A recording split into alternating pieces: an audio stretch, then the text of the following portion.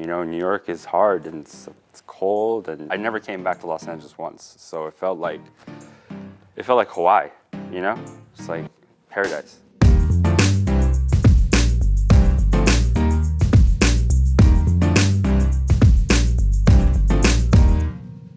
Hi, my name is Charles Namba. I'm from Tsubaki and OTOTO restaurants. Today, I will be making my mom's gyoza. I ate it growing up as a child, and it's always been around throughout my life, and it still is. My dad still makes it, my mom every other week, basically. We're seeing places that have evolved from traditional kinds of Japanese cooking and other kinds of cuisines into something that feels like Los Angeles itself.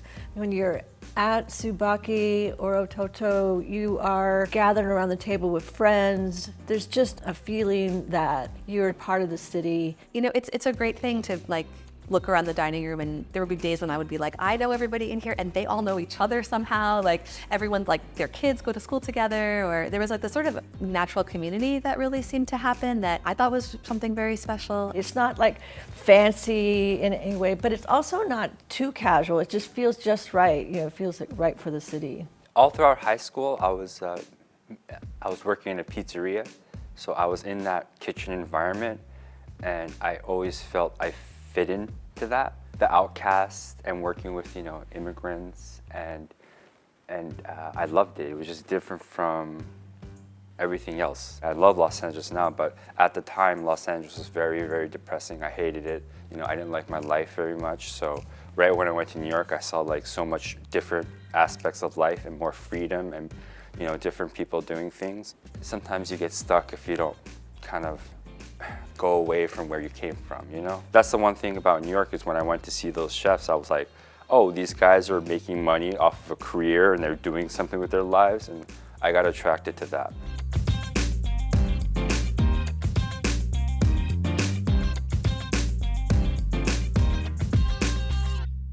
I was hanging out with a lot of French cooks. I was completely wrong at the time, but I just thought yeah, I want to learn French sauces. I want to learn more roasting meats, sauteing meats, rather than, obviously, it's just different. I remember walking in and you smell lobster stock, and you smell the truffle soup and the celeriac soups, and everything you taste is just changes your life, because you never tasted anything like that. I was like, I need to learn this. I never wanted to be a chef at a restaurant at that point. I really never wanted to be a sous chef. I really went to each job I want to cook, learn it, and then leave. But it's just one of those things where the chefs ask you, hey, do you want to be the chef at this restaurant? And I said, yeah, but I wasn't ready to do it.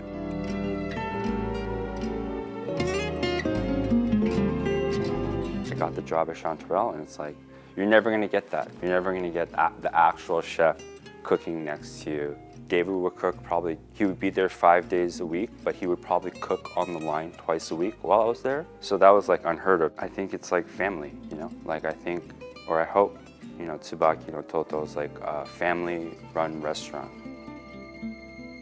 I wanted to open a restaurant, and I thought LA would be a lot easier to open one, just because it's cheaper here. Move to LA, work at Bouchon, and then try to get some money to open a restaurant. It ended up taking us 7 years to find a space, so we kind of on and off looking, but really seriously for about 4 years. I had been working in French wine at that point, and Charles cooked a lot of French food, but we found this space, and as we were sort of building out this French concept, it just Japanese things just kept coming to mind, and we would go out to eat Japanese food and be like, oh, the Japanese community in LA is so robust and there's so many wonderful things happening, but what about an izakaya concept that really reflects kind of seasonal LA a little bit, and really highlights small craft breweries and this really diverse category that is sake? And the more we talked about it, the more we're I think actually this is what makes sense for us and for the neighborhood and for LA, is to do this sort of modern izakaya. And there's just this kind of friendliness and knowledge. When you're at the restaurant, you can talk to Courtney about sake in a way that, she's like a storyteller, and she's telling you who's making it. You don't feel scared to ask questions. It makes it a lot more fun.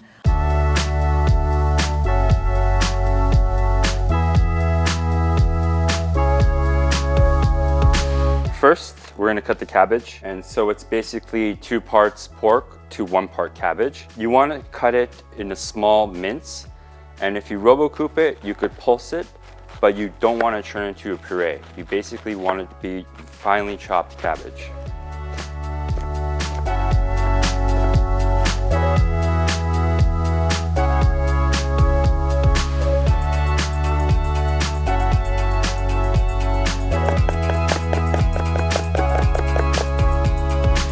We add a little salt.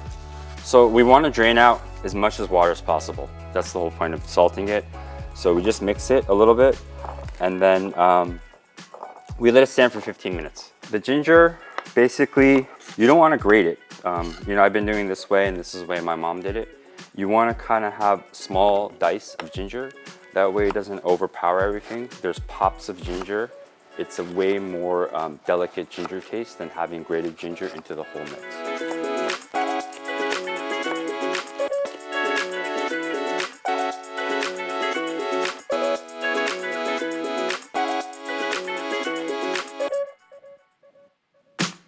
That could just be added to the 2 pounds of pork.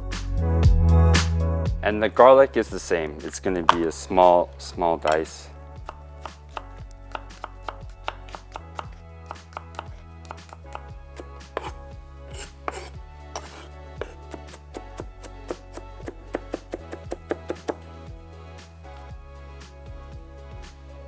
Then the garlic chive, we don't have to salt.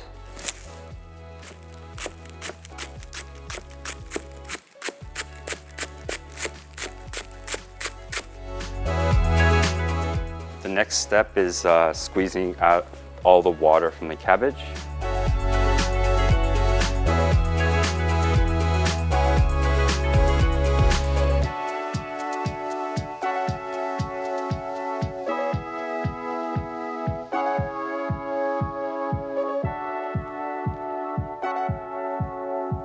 So sugar. You need to add sugar because it won't taste Asian if you don't add sugar to it. You know, that's the secret. Salt, sesame oil, soy sauce, and then white pepper. Okay, I'm gonna mix it.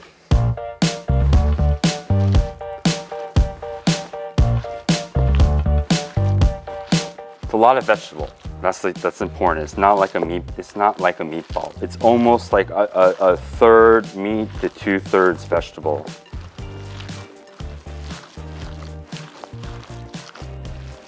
And you're kind of looking for it to start to get sticky.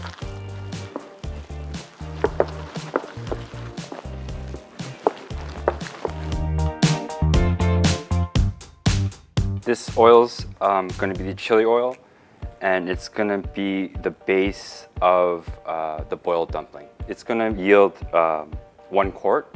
So it's a pint of canola oil and a pint of sesame oil, garlic, star anise, coriander, Szechuan peppercorns, and then cardamom. You know, you don't want to burn all this stuff. You want to just bring it until it's simmering, and then just kind of let it ride for about 30 minutes. Basically, we're going to get this oil seasoned with all these flavors. Then we're going to heat it back up and pour it with the chili flakes on top. So it's like the second step. And then the third step is going to be basically adding vinegar, sugar, and a little bit of broad bean paste. I form them exactly how I was taught to form them today still. You know, it's like ravioli. You want to take the air pockets out as much as possible. And then a little bit of just regular water on the outside. And then basically I fold it 1 time like a taco. So it's like that. And then from this side, I push it all the way into there. And then I squeeze the end there. And that piece, I kind of just push in like that. So I'll do it 1 more time. I kind of push it all the way in the middle. And then from there, this one becomes like that. And then just like a ravioli, kind of squeeze out the air. That's it.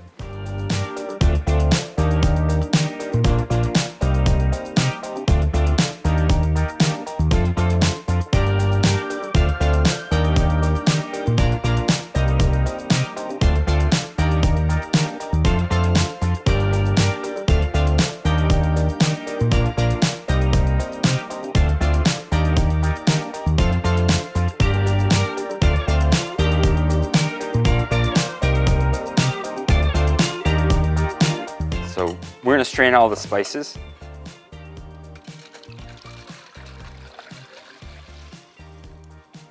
And we're gonna heat the oil back up. This is Chinese red pepper flakes. We strained out the oil, the aromatics out of the oil, and then in here is basically the Chinese red pepper flakes. And then we're gonna pour it in here and steep it one more time.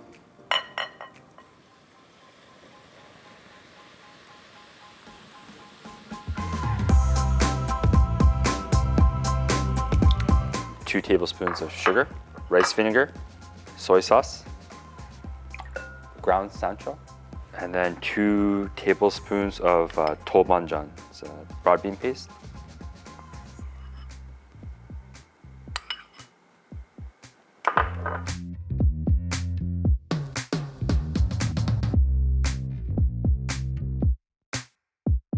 We're going to top it up with scallions and cilantro.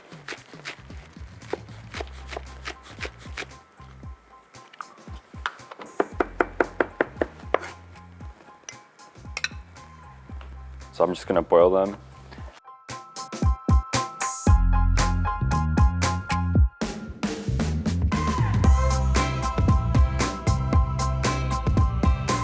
I always prefer the pan sauteed because you get crispy and then you get a little bit of steam. So we start with sesame oil.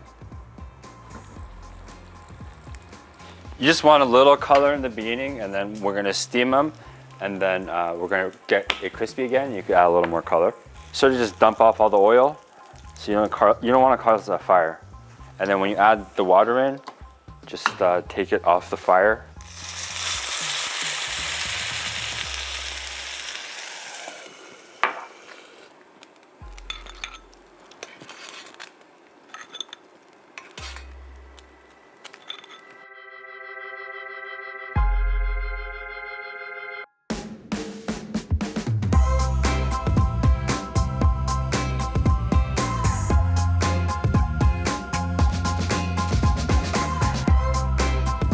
And then the saute, this is like variations of the sauces, but sometimes we do wasabi and soy sauce, and hot mustard and soy sauce.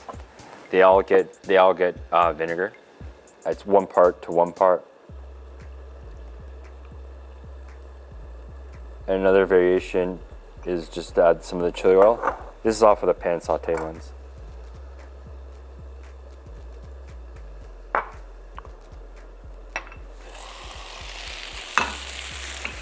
You know, when you add there's water and oil a little bit, it kind of goes. When that kind of goes away, then it's ready. You know, I can't hear there's any water in the pan.